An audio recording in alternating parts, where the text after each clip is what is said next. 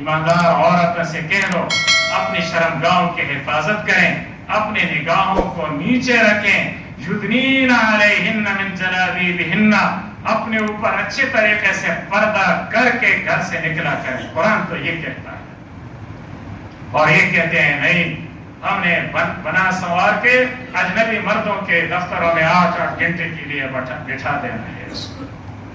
کہاں اسلام ہے ہم لوگوں؟ یہ سارے اعمال اللہ تعالی دیکھ رہے ہیں، حرام خوریاں اور سود اور روا ناروا کاروبار، جائز ناجائز اور فراڈے اور دھوکے اور ملاوٹیں اور پتہ نہیں کیا، تو یہ سب اللہ تعالی اس کا پوچھیں گے۔ یہ ایسے نہیں ہے کہ اللہ کے ہاں دیر نگری ہے، اسی لیے قرآن نے کہا ادخلوا فی السلم کافہ، پورے کے پورے اسلام کے اندر داخل ہو جائے۔ اور پھر بیوی بچے ہوتے ہیں تو یہ مال کیا ہے؟ انسان جب مرتا ہے مال ادھر رہ جاتا ہے، یہ ادھر ہی رہتا ہے، یہ کوٹیاں، یہ بنگلے، یہ گاڑیاں، یہ بینک بیلنس، اکاؤنٹیں وغیرہ، یہ چھپائی ہوئی دولتیں، چاہے دبئی میں ہو، امریکہ میں ہو، یورپ میں ہو، جہاں جہاں بھی ہیں یہ ادھر ہی رہنے۔ اور فرمایا درمیانہ والا بھائی کام نہیں آتا ہے۔ درمیانہ والا بھائی وہ انسان کی بیوی اور بچے اور عزیز و اقارب ہیں، ان کے لیے بھی انسان بہت کچھ کرتا ہے، روا ناروا جائز ناجائز کام کرتے ہیں، لیکن موت کے بعد تو یہ بھی کام نہیں آئیں گے۔ اس سے جب پوچھتا ہے وہ یا کہتے ہیں کہ ہم زیادہ یہ کرتے ہیں، مال تو کہتے ہیں جب تک تیرے جسم میں روح ہے ہم تیرے ساتھ ہیں، اور جیسے روح نکلے گی پھر ہم کسی اور کے ہیں۔ اور بیوی بچے کہتے ہیں کہ مرے گا تو زیادہ سے زیادہ غسل کفن دفن دے دیں گے، قبرستان تک لے جائیں گے، دفنا دیں گے، اس سے پھر آگے پھر ہمارا کام نہیں، تو جان اور تیرا عمل جان۔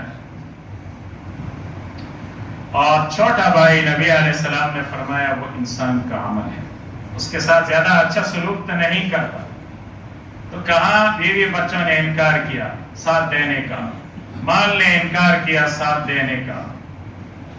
ہاں مال وہ کام آئے گا، یقول ابن آدم مالی مالی وهل لك من مالك الا ما اكلت فافنيت او لبست فابليت او تصدقت فامسيت۔ مال وہ ہے جو تم نے خود کھایا یا لباس کے شہر میں پرانا کر دیا، یا اپنے ہاتھ سے خیر خیرات صدقات کر کے کوئی اچھی جگہ میں لگا لیا اللہ کے رضا کے لیے، اور باقی جو ہے فتارک للورثہ، وارثوں کو چھوڑنے والے ہوئی تو کسی اور کا مال۔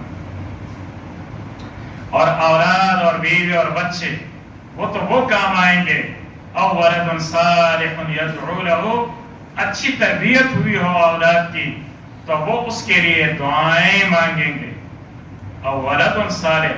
اور جو خود اپنے نجات کے فکر میں نہیں ہے تو وہ ماں باپ کے نجات کے فکر میں کیا ہوگا؟ جو اپنے لیے اللہ سے مغفرت کی دعا نہیں مانگتا اور اللہ سے اپنے لیے دعا نہیں کرتا ہے کہ مجھے جہنم سے بچا اور مجھے جنت میں لے جا، تو تمہاری لیے تھوڑی کرے گا وہ دعا کہ میرے باپ کو اور میرے ماں کو جہنم سے بچا اور جنت میں لے جا۔ تو جو نیک ہوں گے وہ دعا کریں گے، رب اغفر وارحمہما کما ربیانی صغیرا، اے اللہ میرے ماں باپ پہ ایسا رحم فرما جیسے انہوں نے مجھے چھوٹا پالا تھا اور بڑا کیا تھا۔ لیکن جب اعمال ہوتے ہیں یہ انسان کے کام آتے ہیں۔ حدیث میں آتا ہے قبر میں انسان ہوتا ہے، دور سے ایک آدمی آتا ہے بڑے خوبصورت شکل میں، آہستہ آہستہ قریب آ رہا ہے، یہ آدمی سوچتا ہے کہ یہ کیا ہے، اس تنہائی میں وہ قریب آ کے یہ پوچھتا ہے تم کون ہو؟ وہ کہتا ہے انا عملک الصالح، میں تمہارا صالح عمل ہوں۔ اور برے اعمال ایک ڈراؤنی شکل میں آتے ہیں اور یہ اس سے بھاگتا ہے، لیکن وہ کہے گا میں تو تیرے ساتھ ہوں۔ اور یہ عمل صالح یہ قیامت میں بھی کام آتا ہے، جب قیامت کا میدان ہوگا۔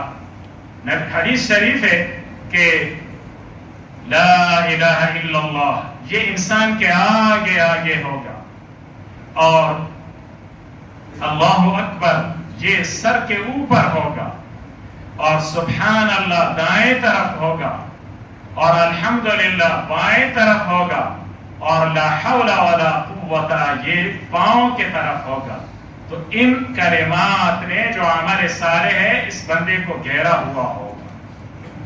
اور قبر میں بھی ایک حدیث میں آتا ہے کہ جب عذاب آتا ہے تو اوپر سے اگر قرآن کی آیتیں آپ کے دماغ میں ہیں اور سینے میں ہیں تو قرآن ڈھال بن جاتا ہے، اس کو اوپر سے عذاب سے بچاتا ہے اور کلمہ بچاتا ہے اس سے۔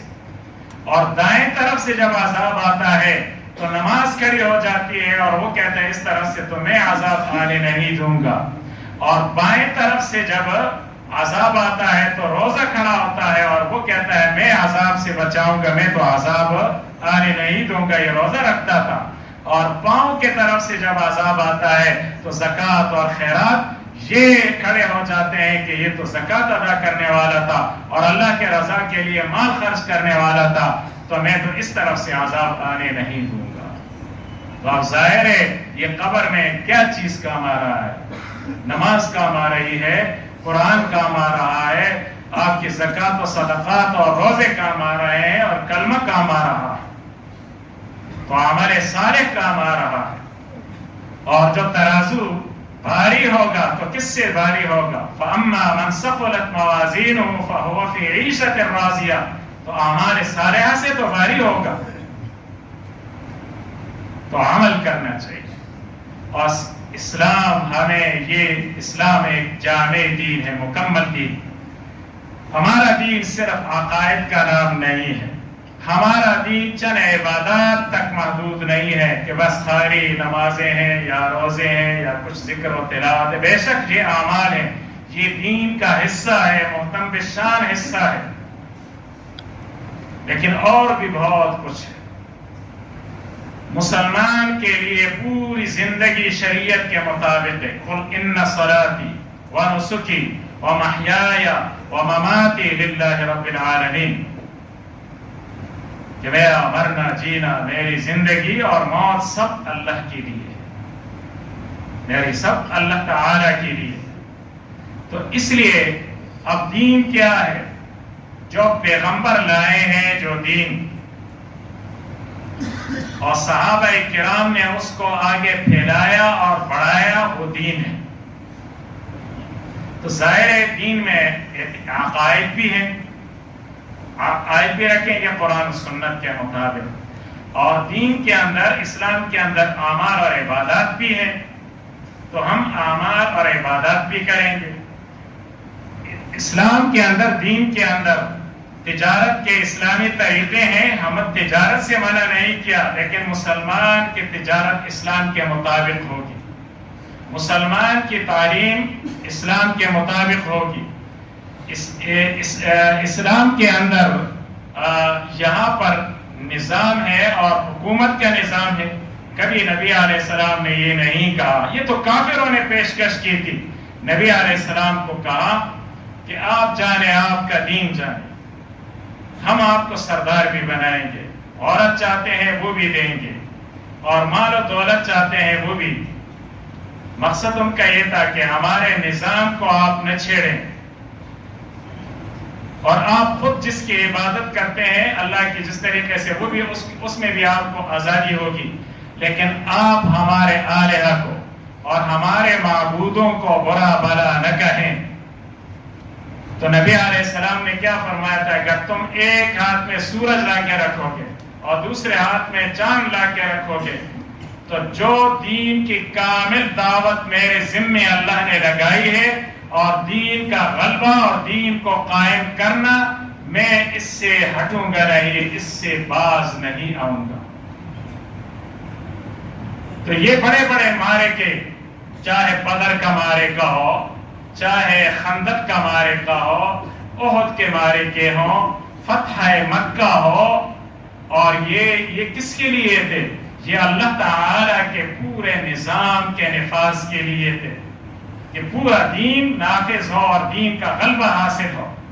هو الذی ارسل رسولہ بالہدی ودین الحق لیظہرہ علی الدین کلہ، کہ اس دین کو اللہ نے تمام ادیان پہ، تمام مذاہب پر، تمام آئینوں پہ، تمام طرزہائے حکومتیں جتنی بھی ہے سب پہ اسلام کو غالب کرنا ہے، کہ ہر شعبے میں اسلام کی حاکمیت ہوگی۔ ہمارے عدالتوں میں یہ نہیں ہے کہ پارلیمنٹ کا بنایا ہوا قانون چلے گا، بادشاہ کا بنایا ہوا قانون چلے گا، کسی ڈکٹیٹر کا بنایا ہوا قانون چلے گا۔ الا لہ الحکم والخلق والامر، تخلیق بھی اللہ کی ہے اور امر اور حکومت اور نظام بھی اللہ کا چلے گا۔ وَمَن لَّمْ يَحْكُم بِمَا أَنزَلَ اللَّهُ فَأُولَٰئِكَ هُمُ الظَّالِمُونَ، اللہ کے نازل کردہ کتاب کے مطابق فیصلے نہیں ہوں گے، حکومت نہیں ہوگی، یہ فاسقوں کی حکومت ہے، یہ ظالموں کی حکومت ہے اور یہ کافروں کی حکومت ہے۔ یہ قرآن کہتا ہے دین کو غالب کرنا ہے تمام شعبوں میں، اور پیغمبر نے دین کو مکمل بنا دیا۔ اسی لیے جب پورا دین غالب آ گیا، قرآن میں سورہ نصر اترا، اذا جاء نصر اللہ والفتح ورأيت الناس يدخلون في دين الله افواجا فسبح بحمد ربك واستغفره انه كان توابا۔ دین غالب آ گیا، اب جو در جو قوموں کے قومیں، قبائل کے قبائل اور علاقوں کے علاقے اسلام کے اندر داخل ہوں گے، تو اب پیغمبر تمہارا کام پورا ہو گیا، اور آگے آپ کے شاگرد وفادار صحابہ موجود ہیں، دنیا باقیہ وہ پہنچائیں گے۔ اسی لیے حجۃ الوداع میں نبی علیہ السلام نے جو فرمایا، خطبہ دیا تو کہا میں نے تم تک اللہ کا دین پہنچایا یا نہیں؟ تو فرمایا پہنچا دیا۔ پھر نبی علیہ السلام نے کہا یہ دین حاضرین غائبین تک پہنچائے۔ تو صحابہ کرام خلافت راشدہ نے دنیا جہانوں کو فتح کیا۔ تو ایسا دور آیا کہ مراکش سے لے کے انڈونیشیا تک اسلام کا پرچم لہرا رہا تھا۔ یورپ میں بھی تمہاری حکومتیں تھیں، اندلس میں بھی 800 سال مسلمانوں نے حکومت کی، آپ کے متحدہ برِ صغیر میں بھی 900-800 سال تک مسلمانوں نے حکومت کی، 500 سال تک خلافت عثمانیہ نے پورے یورپ اور دنیا جہان پہ حکومتیں کی۔ نظام اللہ کا تھا، حکومت اللہ کی تھی، قانون اللہ کا تھا، غلبہ اللہ کے دین کا تھا، اور جہاد کے میدان کے اور جہاد کے مارے کے، اس سے اللہ تعالی نے دین کو غالب رکھا۔ اور جو سر اٹھاتا تھا باطل اور طاغوت اور کفر، تو اس کا مقابلہ ہوتا تھا، مسلمان بھاگتے نہیں تھے، ان کے مقابلہ کرتے تھے، اور ان کے سامنے قرآنی آیات تھی، کم من فئۃ قلیلۃ غلبت فئۃ کثیرۃ باذن اللہ، تھوڑی تھوڑی جماعتیں بڑے بڑے جماعتوں پہ اللہ تعالی کے ارادے سے غالب آئیں گے۔ ان تنصروا اللہ ینصرکم ویثبت اقدامکم، تم اللہ کے دین کی مدد کرو گے، اللہ تعالی تمہاری مدد کرے گا۔ اور اس کی ایک مثال آج افغانستان میں آپ دیکھیں، امت کا بھولا ہوا سبق جو 100 سال سے یا اس سے زیادہ سے امت بھول چکی تھی، یہ انہوں نے یہ سبق یاد کیا، اور سارے کفر کو اور سارے طاغوت کو اور سب سے شیطان اکبر امریکہ کو ذلیل اور خوار کیا اور رسوا کیا۔ جہاد کے عمل سے، اعمال کے عمل سے، تقوی کے عمل سے اور دین کے غلبے کے جذبے سے، کہ ہم نے مکمل اللہ کے دین کو نافذ کرنا ہے، اس کی حاکمیت قائم کرنی ہے، اس کا نظام قانون قائم کرنا ہے، اور الہی حکومت جو ہے اور شریعت کی حکومت جو ہے وہ ہوگی، اور منکرات اور گناہیں اس کا قلع قمع کریں گے، ریاستی طاقت سے اس کو روکیں گے، اور امر بالمعروف اور نہی عن المنکر کا جو اعلیٰ درجہ ہے اس کا نفاذ ہو۔ تو اللہ تعالیٰ تو دکھاتے ہیں، لیکن ہم اس راستے پہ چلنے والے نہیں ہیں۔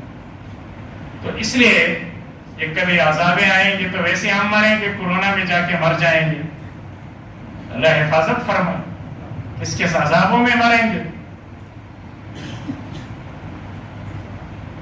اللہ ناراض ہو گیا، 1.5 سال سے حرمین بند پڑے ہیں، ایک کا دکا جانا ہے، اس کو آپ بنا نہ کہیں۔ یہاں بھی تھوڑا سا علماء کا اثر رسوخ ہے، یہاں ایسے حالات نہیں بنے. کہتے تو ہیں چلو ہم پھر بھی ان کا شکریہ ادا کرتے ہیں، کہا بھی زیادہ سختیاں مت کر. انکار ہم نہیں کرتے ہیں کہ بیماریاں نہیں ہے، احتیاط ہونا چاہیے، یہ ساری چیزیں ہونی چاہیے، لیکن یہ تو مساجد تو اللہ کی رحمت کے گھر ہیں اور یہ تو نجات کے ذرائع ہیں، یہ بھی بند ہوں مسلمانوں پہ، اللہ کا یاد بھی بند ہو جائے اور اللہ کے سامنے رونا اور گڑ گڑانا بھی بند ہو جائے اور اللہ کا گھر بھی بند ہو جائے تو پھر مسلمان کہاں جائے؟ تو اس لیے ہمیں اللہ کی طرف رجوع کرنا چاہیے. جو ہو چکا ہے وہ ہو گیا، توبہ کریں اخلاص سے اور عزم کریں. جو بھی ہیں ہمارے افسران ہیں، ہم آپ کو افسری سے نہیں روکتے ہیں، حکمران ہیں حکمرانی سے نہیں روکتے ہیں، تاجر ہیں تجارت سے نہیں روکتے ہیں، ملازمتوں سے نہیں روکتے، زمینداری اور مزدوری سے نہیں روکتا ہے اسلام. یہ سارے کام آپ کرتے رہیں، لیکن ہر آدمی یہ سوچے کہ جس منصب پہ اور جس جگہ پہ میں ہوں یہاں اللہ کا اور اللہ کے رسول کا حکم کیا ہے، مجھ سے کیا تقاضا ہے. جج عدالت کے کرسی پر بیٹھے لیکن اس کے سامنے یہ ہو کہ تم مسلمان جج ہو، تم قرآن پہ فیصلے کرو گے، تم شریعت پہ فیصلے کرو گے، تم فقہ پہ فیصلے کرو گے. آپ ہم نہیں کہتے ہیں تم ججی چھوڑو، تم حکمران ہو بے شک رہو، لیکن تم مسلمان حکمران بن کے رہو، تم مسلمان افسر بن کے رہو. مسلمانوں کی ہمدردی ہونی چاہیے، ان پہ شفقت ہونا چاہیے، ان کے جائز کاموں کو فوری کرنا چاہیے، ان کو ستانا نہیں چاہیے، ان کو ذلیل نہیں کرنا چاہیے، اور ایک 5 منٹ کے کام کے لیے 5 مہینے نہیں لگانے چاہیے. حسن سلوک سے اور انسانیت پہ شفقت اور رحم کرتے ہوئے ان کا کام جو ہے خوش اسلوبی سے کرنا چاہیے. تاجر کمائی کرے، نفع کمائے، جائز حد تک کمائے، جائز میں بھی کمائی ہوتی ہے اور نفع ہوتا ہے، یہ نہیں ہے. مزدوری کریں، اللہ کا شکر ادا کریں کہ آپ کو عوض مل رہا ہے، جو کام آپ کے ذمہ لگایا ہے مالک ہو یا نہ ہو، ایمانداری سے آپ کام کریں. انشاءاللہ اگر ایسا ہم کریں گے تو ہمارا ہر عمل دین بنے گا اور ہر عمل پہ پھر اللہ تعالی ہمیں اجر و ثواب عطا فرمائیں گے. اللہ تعالی ہمیں دین پہ استقامت نصیب فرمائے اور جو گناہ ہیں اللہ تعالی اس کو معاف فرمائے. وآخر دعوانا الحمدللہ رب العالمین.